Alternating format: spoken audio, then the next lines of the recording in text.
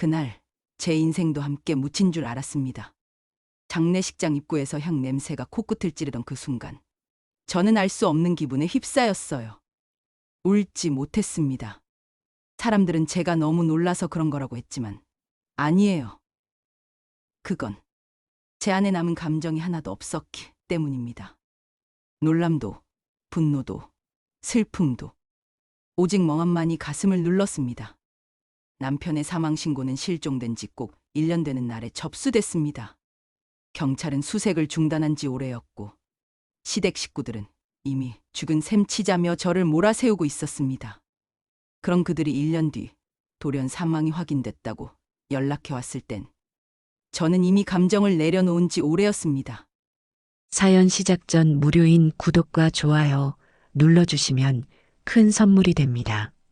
유해는 못 찾았지만 법적으로는 사망 확정입니다.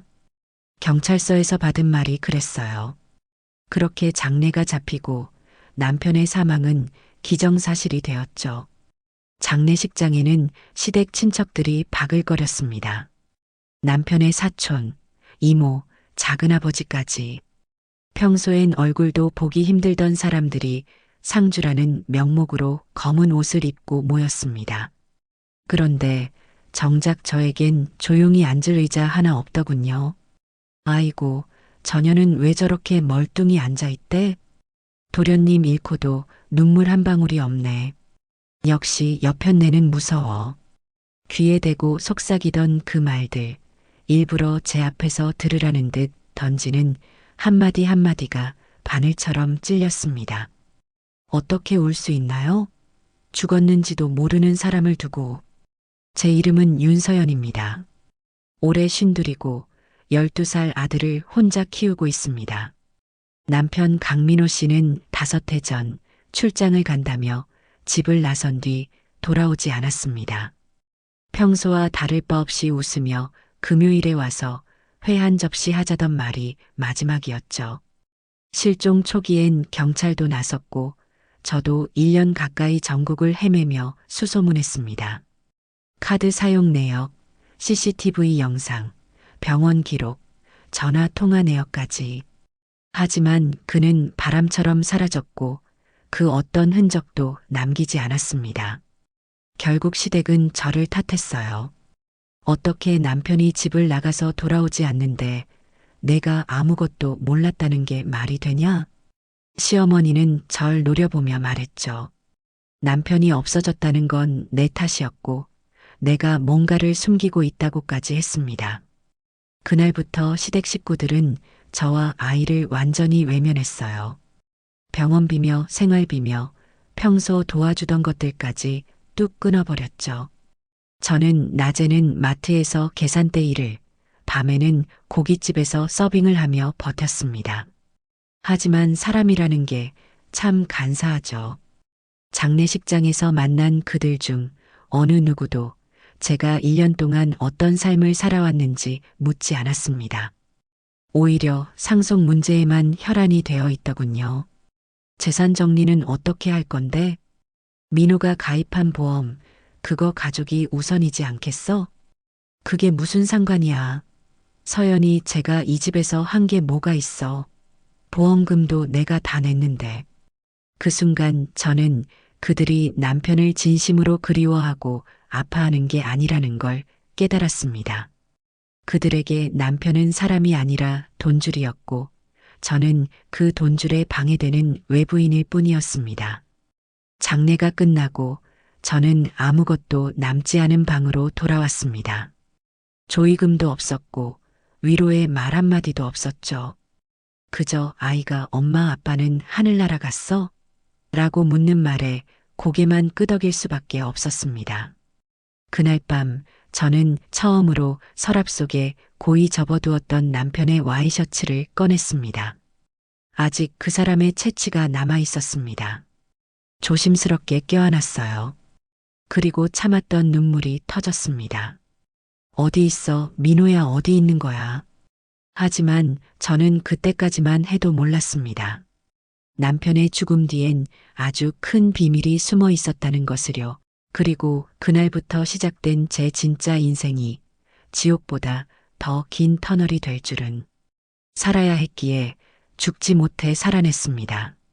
남편 장례식을 치른 지 며칠 후 저와 아들은 아무도 없는 집으로 돌아왔습니다. 조용한 골목 안쪽, 전세금 겨우 맞춰 들어온 오래된 빌라 3층. 계단엔 담배꽁초가 널려 있었고 복도엔 습한 냄새가 진동했죠. 아들이 문을 열자마자 물었습니다. 엄마, 이제 우리 어떻게 살아? 그 말에 대답할 수가 없었어요. 하지만 입 밖으로는 이렇게 말했습니다. 엄마가 다 해줄게. 걱정하지 마. 엄마는 뭐든 할 수 있어. 그 말 한마디에 제 인생은 다시 시작되었습니다. 아니, 제 인생이 아니라 생존이었죠. 가사도우미라면 괜찮으시겠어요? 동사무소 복지팀 직원이 조심스럽게 제안했습니다. 저처럼 일자리가 급한 사람들을 위해 구청에서 운영하는 생활도움 서비스 소개소가 있었어요. 주로 어르신 돌봄, 청소, 세탁, 반찬 배달 같은 일들이죠. 그때 전 47살 고졸에 자격증 하나 없었고 이력서에 쓸 근사한 직장 경력도 없었습니다. 그나마 체력 하나만 믿고 부딪혀 보기로 했습니다. 처음 맡은 집은 82세 할머니 혼자 사는 단독주택이었어요. 집 전체가 곰팡이 냄새에 절어 있었고 오래된 이불엔 쥐가 갉아먹은 흔적도 있었어요. 그 집에서 처음 한 일은 화장실 청소였습니다. 고무 장갑도 없이 맨손으로 변기 물때를 밀고 하수구에 막힌 음식물 찌꺼기를 걷어냈죠. 손톱 밑에 검은 때가 끼고 무릎이 부을 정도로 바닥을 닦았지만 그 할머니는 처음엔 이렇게 말했습니다. 젊은 사람이 부지런하긴 하네. 그래도 우리 민간인 청소는 할 줄 모르지. 그 말에 웃지도 울지도 못했습니다. 하지만 그 집을 나서며 들었던 말씀은 달랐어요. 다음 주에도 꼭 와. 다음 주 된장국이 얼마나 맛있을지 궁금하니까. 그 한마디가 그날 제 하루치 위로였습니다. 가사도우미 일은 상상 이상으로 힘들었습니다. 새벽 6시에 집을 나서 하루에 23가구를 돌며 집안일을 도맡았습니다. 고급 아파트 청소도 들어갔고 반지하 방 청소도 했습니다. 어떤 집은 유모차를 끌고 외출하는 주부가 저를 보며 말했죠. 저기 샴푸는 욕실에 있어요. 애기자니까 조용히 하시고요. 전 그저 고개를 끄덕이며 웃었지만 속으론 이렇게 중얼거렸습니다. 당신이 오늘 쓰는 샴푸는 내가 3일 일해서 사야 하는 거예요. 이름도 없이 아줌마 이모님이라 불리며 5년을 견뎠습니다. 비 오는 날에도 눈 오는 날에도 빠짐없이 일터로 향했습니다. 저는 사람들의 집을 매일같이 쓸고 닦았지만 제 마음속 먼지는 쌓여가기만 했어요. 한겨울 청소를 마치고 돌아오는 길, 지하철에서 내려 동네 슈퍼에 들렀습니다. 콩나물 한 봉지, 달걀 10개, 김 한 줄. 계산대 앞에서 몇백 원 모자란 걸 확인하고 김을 내려놓으려는데 제 아들이 손에 든 동전 지갑을 꺼냈습니다. 엄마, 나 저금통 깠어. 여기 있어. 그 말에 저는 마트 한가운데서 눈물이 쏟아졌어요. 창피하고 미안하고 고마웠습니다. 그 작은 손이 건네는 동전 한 움큼이 그의 겨울 제 손을 녹여줬습니다. 시간은 흘러 아들이 중학교에 들어갔고 저는 어느덧 도우미 경력 5년차가 되었습니다.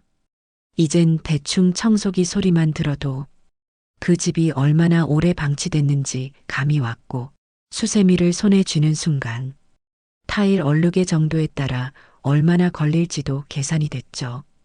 그만큼 저는 남의 집에 익숙해졌고 내 삶은 점점 희미해졌습니다. 어느 봄날 소개소에서 전화가 왔습니다. 서연 씨, 이번에 새로 들어온 의뢰인데요. 빌라 단독 가구고 중산층 이상이에요. 정기 도우미 요청이 들어왔어요. 처음 주소를 듣고 메모를 했을 때 이상하게 가슴이 두근거렸습니다. 어딘가 익숙한 동네였고 그 집 주소를 보는 순간 심장이 내려앉는 기분이었어요. 이 주소 어디서 봤더라. 그날따라 하늘도 유난히 흐렸습니다. 마치 뭔가 일어날 것만 같은 기운. 전 그 주소지로 향했습니다. 그리고 그 집의 초인종을 누른 순간 제 삶의 두 번째 장례식이 시작될 거라는 걸 그땐 아직 몰랐습니다. 그날 아침 평소보다 일찍 눈이 떠졌습니다. 유난히 무거운 공기, 창밖엔 회색 구름이 낮게 깔려 있었죠. 구청 소개소에서 받은 메모에는 낯익은 주소가 적혀 있었습니다. 서울 강동구의 한 고급 빌라 단지, 성은아 빌라 103동 502호. 어디서 많이 본 듯한 그 주소가 자꾸만 머릿속에서 맴돌았습니다. 이상하네, 왜 자꾸 익숙하지? 처음엔 무시하려 했어요. 그저 여러 집을 오가며 일하다 보니 헷갈리는 거겠지. 그렇게 스스로를 달래며 청소도구 가방을 들고 집을 나섰습니다. 502호 앞에 도착했을 때 제 심장은 이미 한참 전부터 요동치고 있었습니다. 세련된 외관, 깨끗한 복도, 정갈하게 정돈된 화분들. 잘 사는 집이구나 싶었죠. 노크를 하기 직전 왠지 모르게 손이 덜덜 떨렸습니다. 그리고 초인종을 누르자 안쪽에서 발소리가 다가오는 게 들렸어요. 딸깍. 문이 열리는 순간 제 눈앞에 죽은 줄로만 알았던 남편 강민호가 멀쩡한 얼굴로 서 있었습니다. 순간 숨이 멎는 줄 알았습니다. 정확히 말하면 심장이 멎은 것 같은 고통이 밀려왔습니다. 5년 전 장례까지 치렀던 그 남자, 제가 무너졌던 그 원인, 아들의 앞에서 아빠는 하늘나라에 갔다고 말하게 만들었던 그 사람. 그가 지금 살아서 그것도 아무렇지도 않은 얼굴로 제 앞에 서 있었습니다. 민호? 제 입에서 그 이름이 흘러나왔을 때 그 남자의 얼굴이 하얗게 질려갔습니다. 그리고 문 뒤에서 누군가가 다가왔습니다. 여보, 누구예요? 그 여자는 정미였습니다. 제 대학 동기이자 오랜 친구였던 사람. 결혼 전까지 제 가장 가까운 벗이라 믿었던 그녀. 정미는 제 얼굴을 본 순간 화들짝 놀라더니 입을 다물지 못했습니다. 서연? 너 어떻게 해? 순간 시간이 멈춘 듯 했습니다. 공기는 얼어붙었고 제 귀엔 어떤 소리도 들리지 않았습니다.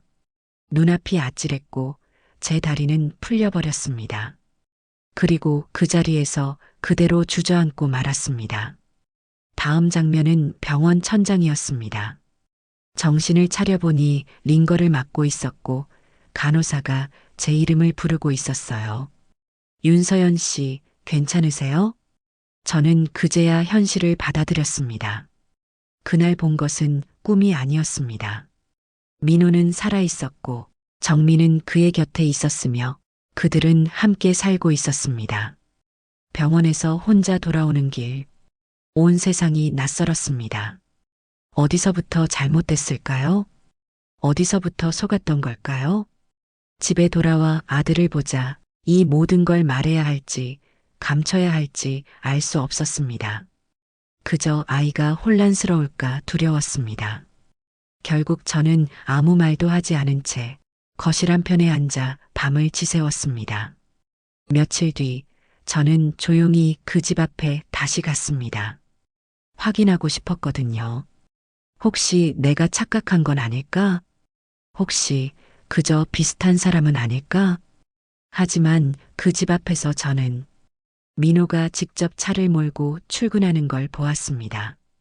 운전석 창문 너머 전화기를 들고 웃으며 이야기하는 그 모습은 분명히 죽은 사람의 모습은 아니었습니다.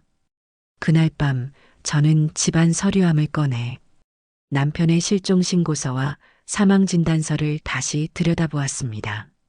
실종 당시 시댁이 직접 작성한 내용, 사망 판정 당시에도 시댁이 앞장서서 확실한 실종이라며 경찰서를 들락날락했던 기억, 그리고 보험금 청구 관련 서류까지 모두 시어머니의 이름으로 접수되어 있었음을 확인했습니다. 이건 단순한 사건이 아니야. 제 머릿속이 소용돌이 치기 시작했습니다. 민호가 살아있는데 왜 시댁은 그걸 모른 척 했을까요? 며칠 후 정미에게 연락을 시도했습니다. 사적으로 묻고 싶었습니다. 대체 왜? 라고. 하지만 정미는 제 연락을 받지 않았습니다. 문자도 전화도 카카오톡도 다 무시됐습니다. 그리고 그 집 앞에 다시 나타났을 때 현관 도어락 번호가 바뀌어 있었습니다. 이제 확실하군요. 나를 지우려는 거야. 그 순간 분노도 슬픔도 다 가라앉았습니다. 제 안에는 단 하나의 감정만 남았습니다. 냉정. 그날 이후 저는 작은 노트를 꺼내 하나씩 기록을 시작했습니다. 민호가 몇 시에 나오는지, 정민은 무슨 일을 하는지, 그들이 함께 다니는 장소, 차량 번호, 사람들, 그리고 시댁이 보험금을 타간 시점과 그 후 생활 변화까지. 처음엔 복수하려는 의도는 없었습니다. 그저 진실이 궁금했습니다. 하지만 시간이 지날수록 저는 깨달았습니다. 죽은 건 남편이 아니라 그를 믿었던 제 믿음이었습니다. 죽은 건 남편이 아니라 제 믿음이었습니다. 그 문장을 처음 떠올렸던 날이 아직도 생생합니다. 저는 내 손으로 남편의 위패에 향을 올렸고 그를 묻었다고 생각했으며 아들의 질문에 떨리는 목소리로 아빠는 이제 별이 됐단다라고 말했던 사람이었습니다. 그런데 그 별은 서울 한복판 고급 빌라에서 제 친구와 함께 살아가고 있었습니다. 이게 사람이 할 짓인가요? 며칠을 밤잠을 설치다 저는 결국 변호사를 찾아갔습니다.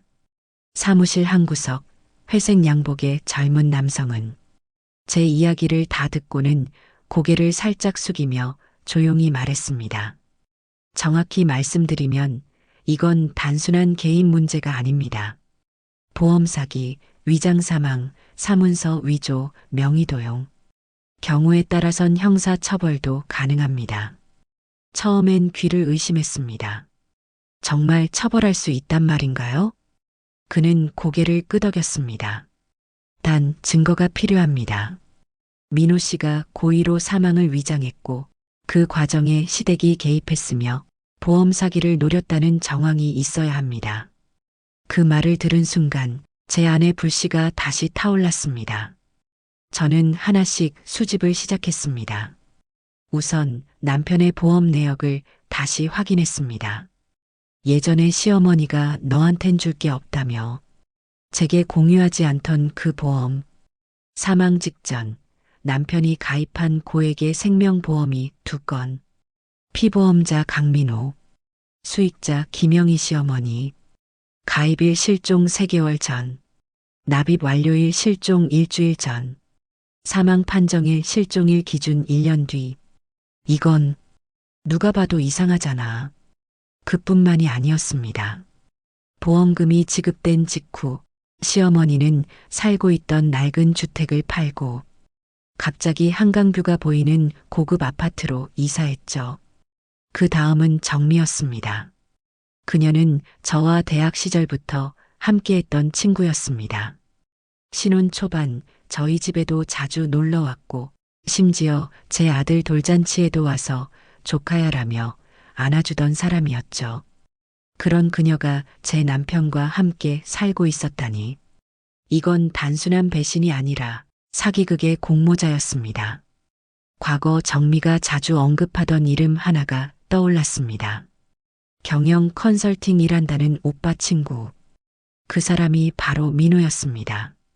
그 말을 연결시켜 다시 확인해 보니 정미가 5년 전부터 프리랜서로 일하고 있다던 법인 프로젝트에 남편의 서명 파일이 포함돼 있었습니다. 저는 밤마다 노트북을 붙잡고 그들의 흔적을 추적했습니다. 등기부등본, 사업자 등록, 지분 분배 계약서, 정미가 운영하는 온라인 쇼핑몰의 법인 등록자 명의. 놀랍게도 모든 문서엔 남편의 이름이 적혀 있었고 그는 5년 전부터 활동 중이었습니다. 죽은 사람이 법인 대표라뇨? 그건 명백한 사기였습니다. 다시 변호사를 찾았습니다. 이번엔 노트북에 정리한 자료와 출입사진, 차량 번호, 정미와 민호가 함께 찍힌 스크린샷, 그동안 제가 직접 확인한 동선 기록까지. 그는 제 서류를 하나하나 훑어보더니 입가를 굳게 다문 채 이렇게 말했습니다. 이 정도면 보험사에 진정 넣을 수 있습니다. 그리고 동시에 형사 고발도 가능할 겁니다. 그 말을 듣는 순간 제 눈앞에 그날의 장례식장이 떠올랐습니다. 저를 향해 어떻게 울지도 않냐고 비웃던 시어머니, 재산은 가족 몫이지라던 동서들, 그리고 그들 모두가 죽은 사람의 돈으로 배불리 살아가고 있었다는 사실, 그 어떤 말보다 잔인했습니다. 며칠 후 용기를 내어 다시 그 빌라를 찾았습니다. 이번엔 마주해야겠다는 생각뿐이었습니다. 현관 앞에서 벨을 누르자 정미가 먼저 나왔고 그 뒤로 민호가 모습을 드러냈습니다. 정미는 당황한 얼굴로 외쳤습니다. 서연아, 이제 와서 왜 이러는 거야? 저는 말없이 서류를 꺼냈습니다. 이혼 신고서야. 5년 전 실종 상태로는 불가능했지만 이젠 살아있는 사람이니까 당장 정리해야지. 민호가 한참을 말없이 서 있더니 조소 섞인 웃음을 지으며 말했습니다. 왜 이제야 나타났냐? 그 말에 제 손이 떨렸습니다. 그러다 웃음이 나왔습니다. 왜 이제야? 민호야, 난 매일 널 찾았어. 정말로 죽은 줄 알고 너 없이 살아냈어. 근데 이제 와서 왜 내가 날 원망해? 그들은 아무 말도 하지 못했습니다. 그리고 전 마지막으로 던졌습니다. 이제부터 내가 할 일은 내 아들에게 아빠가 어떤 인간인지 정확히 보여주는 거야. 그날 이후 저는 보험회사에 정식 진정서를 접수했습니다. 민호가 살아있음을 뒷받침하는 사진 자료, 법적 활동 내역, 주소 기록, 사업 관련 자료까지 모두 첨부했습니다. 그리고 동시에 형사 고발장을 제출했습니다. 허위 사망 진단에 따른 보험 사기, 공모 정황이 있는 정미의 공동 책임, 시댁의 위장 협력 가능성, 서류 하나하나를 접수할 때마다 제 손은 떨렸고 가슴은 요동쳤습니다. 하지만 저는 끝까지 담담하게 말했습니다. 이제야 제가 살아나는 것 같아요. 가장 차가운 복수는 아무 말 없이 치르는 법이죠. 모든 진실을 마주하고 난 뒤 저는 무너졌습니다. 그 어떤 말도, 어떤 위로도 그날 이후에 제게 닿지 않았습니다. 민호가 살아있다는 사실, 그가 제 가장 가까웠던 친구와 함께 살고 있다는 현실, 그리고 시어머니와 시댁 식구들이 그걸 알고도 장례를 치렀던 지난 날들. 머리로는 받아들였지만 마음이 따라가지 않았습니다.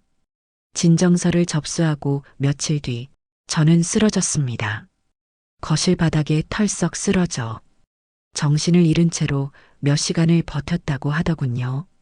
혼자 집에 있던 아들이 엄마가 밥도 안 먹고 방에서 안 나오니까 학교를 마치고 돌아오자마자 119를 불렀다고 했습니다. 병원 응급실에서 깨어난 순간 제 곁엔 하얗게 질린 아들의 얼굴이 있었습니다. 엄마, 나 너무 무서웠어.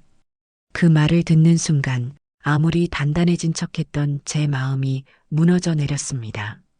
미안해, 민성이 엄마가 지켜야 했는데. 하지만 아이는 눈물을 뚝뚝 흘리면서 말했어요. 엄마가 잘못한 거 아니야.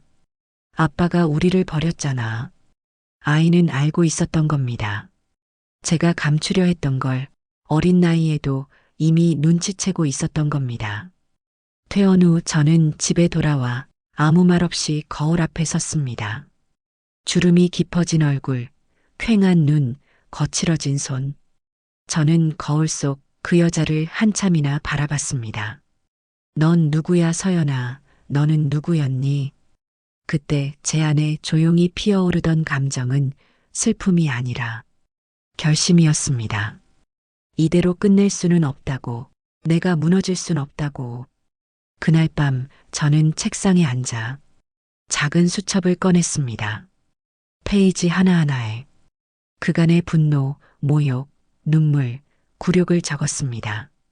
시댁 식구들이 보험금 받고 이사한 날짜, 정미가 온라인 쇼핑몰 운영 시작한 해, 남편이 새 사업자 명의로 등록한 회사 주소, 위장 사망진단서에 서명한 담당 의사 이름, 실종신고 당시 시어머니의 진술서, 모든 걸 기록했습니다. 제 인생을 망가뜨린 모든 순간을 다시 무너뜨리기 위해 정리하기 시작한 겁니다. 며칠 뒤 변호사를 다시 찾아가 상담했습니다. 보험사는 움직이고 있나요? 네. 사망 판정 당시 지급된 보험금에 대한 조사에 착수했습니다.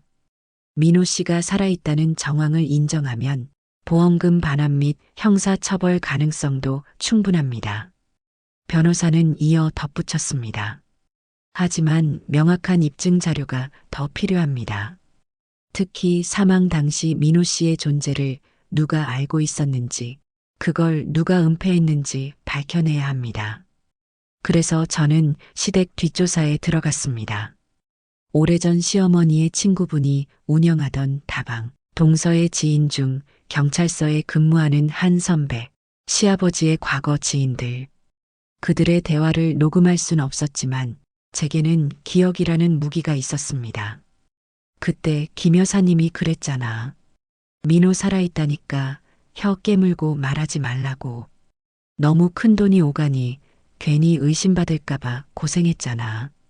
그 말들을 연결하면 시댁이 처음부터 공모했을 가능성은 충분했습니다.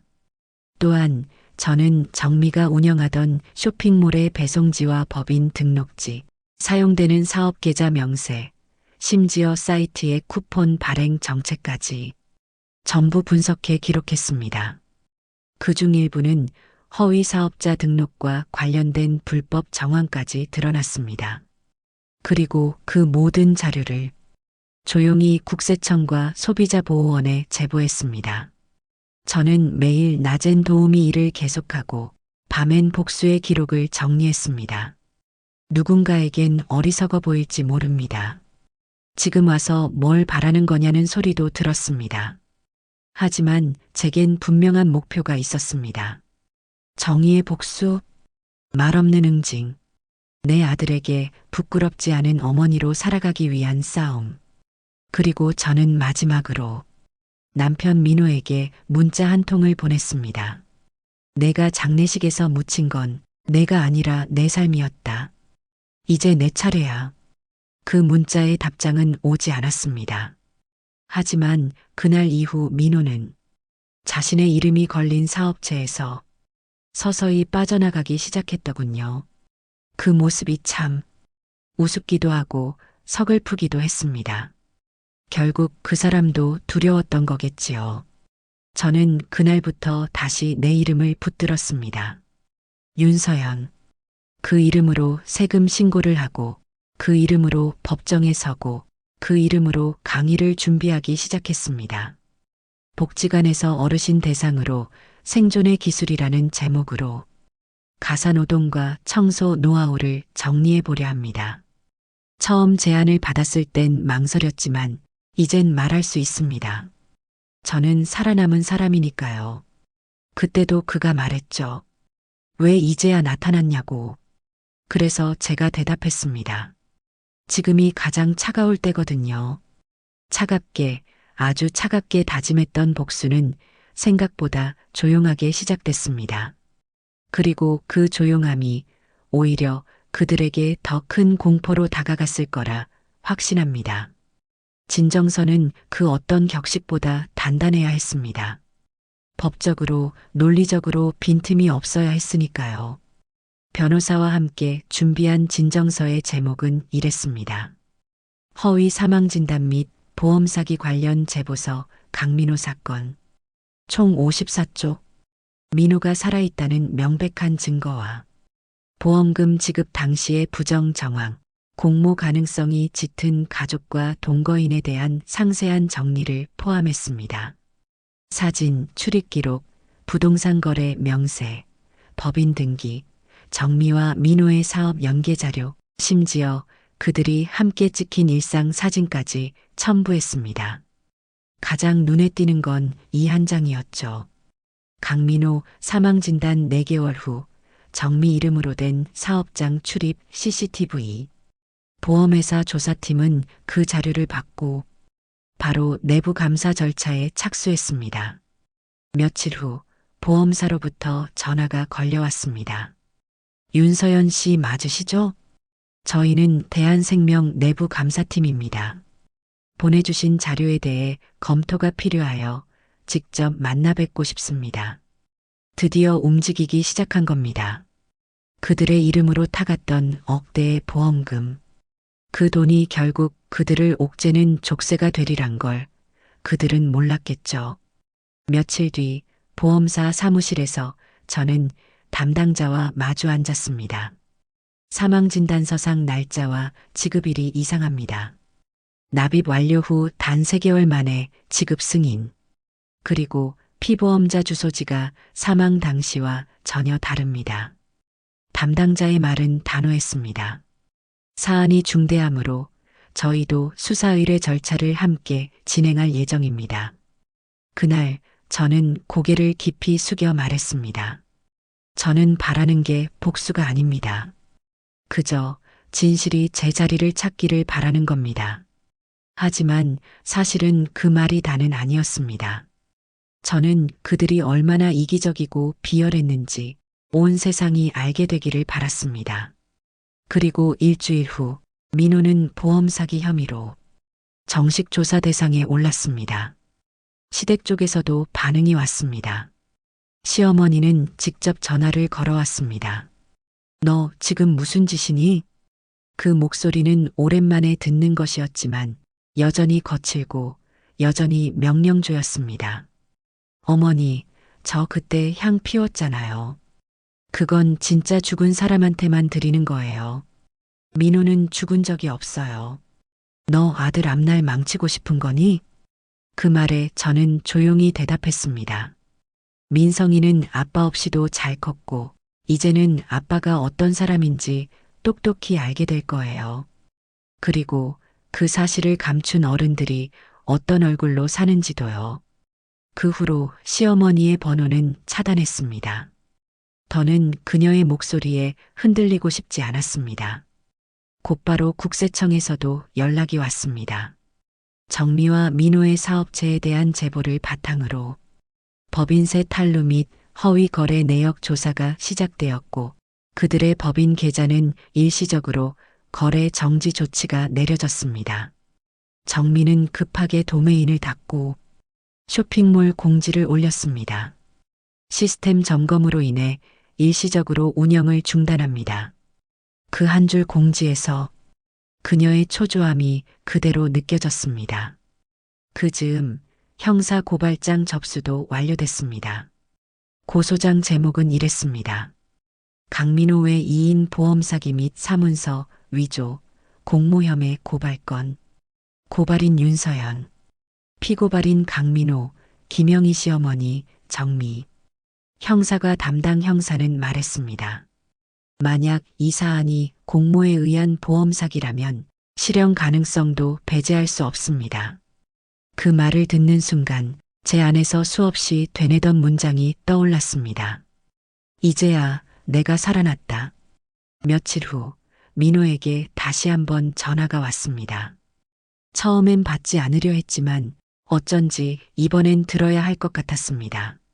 서연아, 이럴 필요까지는 없잖아.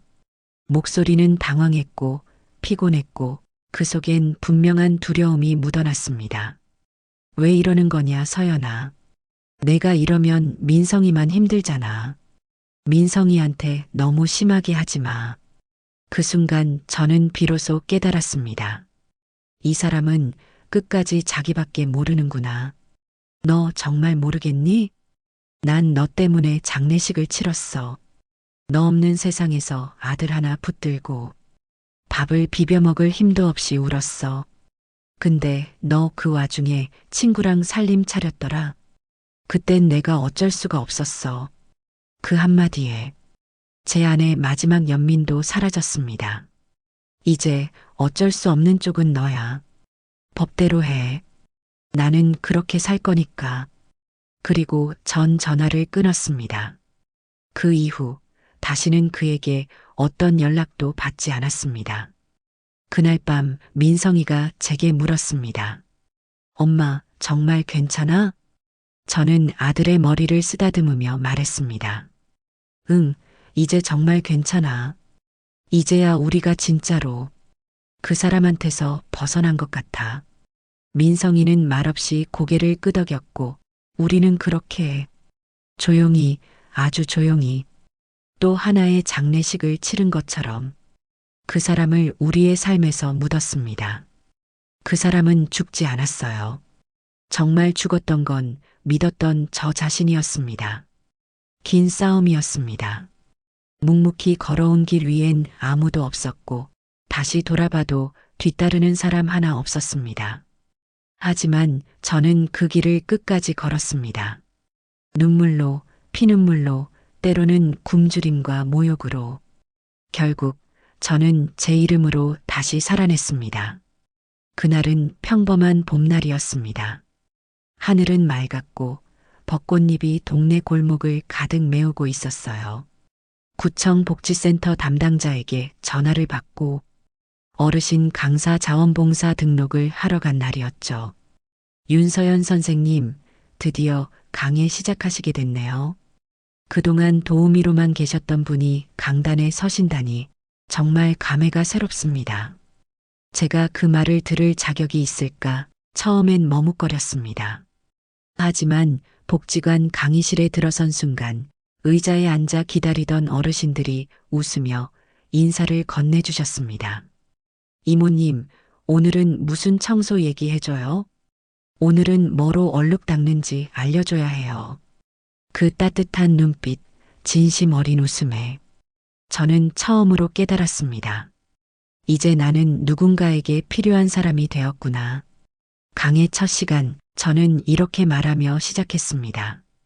여러분, 우리가 닦는 건 얼룩이 아니라 살아온 시간입니다.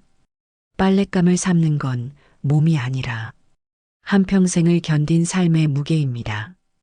그 말에 어떤 어르신은 조용히 눈시울을 붉히셨고 또 다른 분은 제게 다가와 손을 꼭 잡았습니다. 이모님 같은 분이 있어서 우리가 참 고맙지요. 그 한마디가 그 누구의 사과보다 더 따뜻했습니다.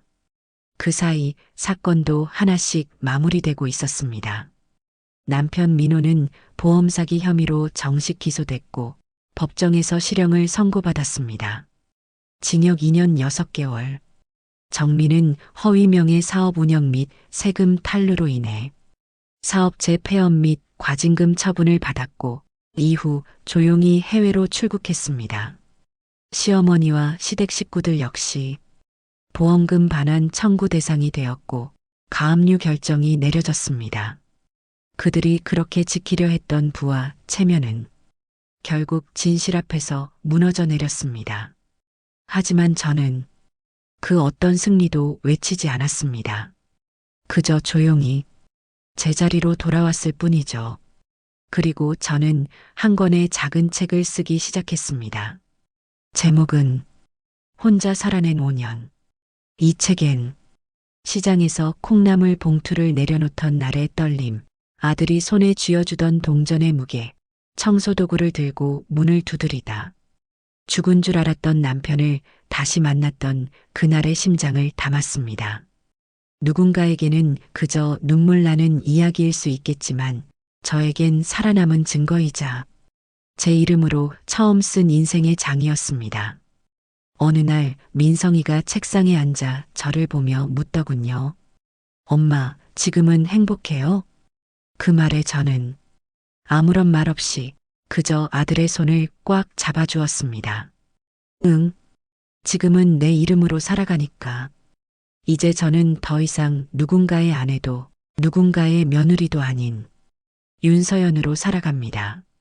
누군가의 허락 없이 내 일상을 선택할 수 있는 사람, 내가 나를 사랑할 수 있게 된 사람. 요즘은 가끔 작은 화분을 가꿉니다. 이파리 하나하나를 닦아주며 마치 제 마음의 먼지를 닦는 기분이 들어요. 물 주고 햇볕에 놓고 조용히 바라보며 하루를 마무리하는 그 시간이 저에겐 어떤 고급 레스토랑보다 소중한 순간입니다. 마지막으로 이 이야기를 누군가 외롭고 힘든 길을 걷고 있는 분께 드리고 싶습니다. 혹시 지금 모든 걸 잃었다고 생각되시나요? 당신이 너무 늦었다고 느껴지시나요? 그렇다면 저를 기억해 주세요. 죽은 남편의 장례식을 치르고 가사 도우미로 살아낸 5년 끝에 내 이름으로 다시 서게 된 여자. 그 여자의 이름은 윤서연입니다.